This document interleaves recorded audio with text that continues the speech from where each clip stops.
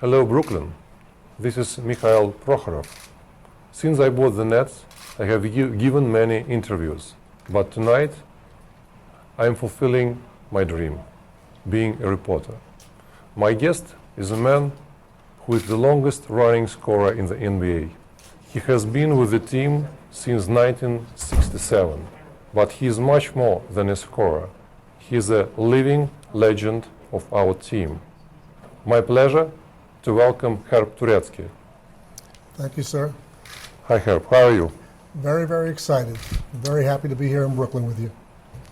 Just to begin with, my first question is, how did you get the Nets job? I grew up in Brownsville, Brooklyn, and followed a very close friend, Tony Jackson, who was an All-American player at St. John's. And when the ABA began in 1967, I went to see Tony play the first game with the New Jersey Americans, and the coach and general manager was from the same neighborhood, asked me if I would like to be a scorer for them, and I took the job that night, and I've been with the team ever since.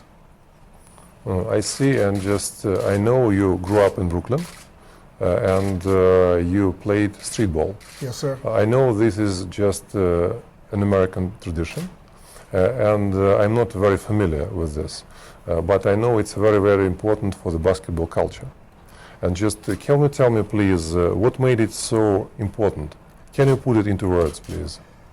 What made it so important was the fellows in the neighborhood, we kind of adopted each other. We became a team at 10, 11 years old. And now I'm 67 and I'm still best friends with 3 or 4 of the fellows who taught me how to play basketball when I was 10 or 11 years old. We fell in love with the game. We followed it throughout wherever we could, the boroughs, upstate, downstate, Connecticut, and just basketball became our lives and everything else was secondary. Great, and what is the biggest difference between basketball then and basketball now? The athleticism of the athletes in the last 10 years has so far surpassed the players I grew up watching. It was a much more fundamental game when I was a young man. Now the athletes can virtually fly, and they run so fast, jump so high, can shoot so well, that sometimes some of the fundamentals are left behind, but they don't play as important a role any longer.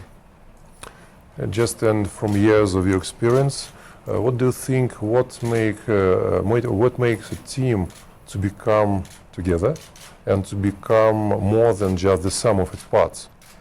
I think so much of it depends upon the leadership. Have people who let the players know that they believe in them, and then have the players spend time with each other, get to know each other, develop a camaraderie and a feel for each other so that their interaction during the games is more important than what each one of them does individually. I see. And what is the most exciting in the events in the Nets history you witnessed? The most exciting years I've had with the Nets were the 2 years we won the ABA championships on Long Island in 1974 and 1976, and the 2 years that Jason Kidd led us to the NBA Finals in 2002, 2003. We were on the top of the world those years. And please tell me, what is the secret you were never told before? I promised you I wouldn't tell anyone. Secret to what? Secret of the Nets. To the Nets, Yeah. I think the secret is now here in the forefront, sitting next to me. I've watched this team for 45 years. I've known owners who were millionaires in trucking, in dresswear, in computer works, and none of them have ever been able to bring us to the forefront of the public's eye. And all of a sudden, this gentleman came here from Russia, and I'm sitting in the best seat in the house watching a team that now is in the center of the universe at Barclays Center. And everyone in the world knows who we are and where we are. And that's never happened before. That's great. And please, just be very honest with me. Have you ever in your life and your career think about leaving a job? I did twice. In 1977, when the team was moving from Long Island to New Jersey, I didn't know if I would make that long trip. And I was asked to by the people in charge, and I said, absolutely, I will. And then when the years at the Meadowlands Arena started coming to an end, and I was told we were moving to Newark. I wasn't sure I wanted to make the extra 15, 20-minute drive to Newark, but then I learned the apple at the end of that stick was Brooklyn was in front of us. And once I heard Brooklyn, there was no way anyone could take me from this job, because for me, I'm back home again where I started, and it's the most exciting thing in the world. It's great. And next question for me, it's very, very personal and very important to me. I know you have been married for 42 years to long-suffering Jane, because he shared your passion and love of the Nets throughout your career. Maybe you know I'm not married, and just could you tell me just a piece of advice? And could you give a piece of advice how to pick up the right girl? That's very personal. I got very lucky. I saw this young woman come into a class of mine at LIU down the street here, and she looked special to me, and I wanted to chase her. And when I found out she had a passion for athletics and was willing to put up with my craziness, our dates became nights going to New Jersey Nets basketball games and to the New York Nets basketball games, New Jersey Americans. And she's been at games for 45 years with me. This became the most important part of our lives. Our children grew up with New Jersey, New York Nets basketball. Our son was a ball boy for 6 years in New Jersey. Just, you mean I need to walk more around, yeah? I think you'll find the right one. I think you'll have plenty to choose from. It's great. And just when you're scoring, do you feel maybe adding a few rebounds for our sides, just to have a look anyone catches it? No, I've never felt that way, because I learned as a youngster it's a very fair game, and once you start playing games and trying to do something wrong, it has to catch up with you, and everyone benefits when things are done the right way. Okay, I see. Just we're here in the Barclays Arena, and I know you had a chance to walk here. What's your opinion? Maybe you have some kind of ideas how to improve it?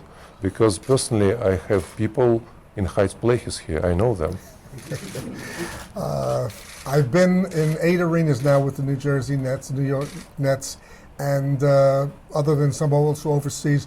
When I first saw this building from the outside, it brought me back to 1996 in Japan, looking at the Tokyo Dome, which was so overwhelming in size. Except here it's a little more graceful from the outside. There's charm to it. And on the inside, the lighting is terrific, the floor is terrific, the seats, my wife has sat in a few different places, and there's a good sight view every place she's been. No, I'm in love with the arena, and I love the fact that it's right here. I'm home, and I can't say that enough. It sounds crazy, but I'm home.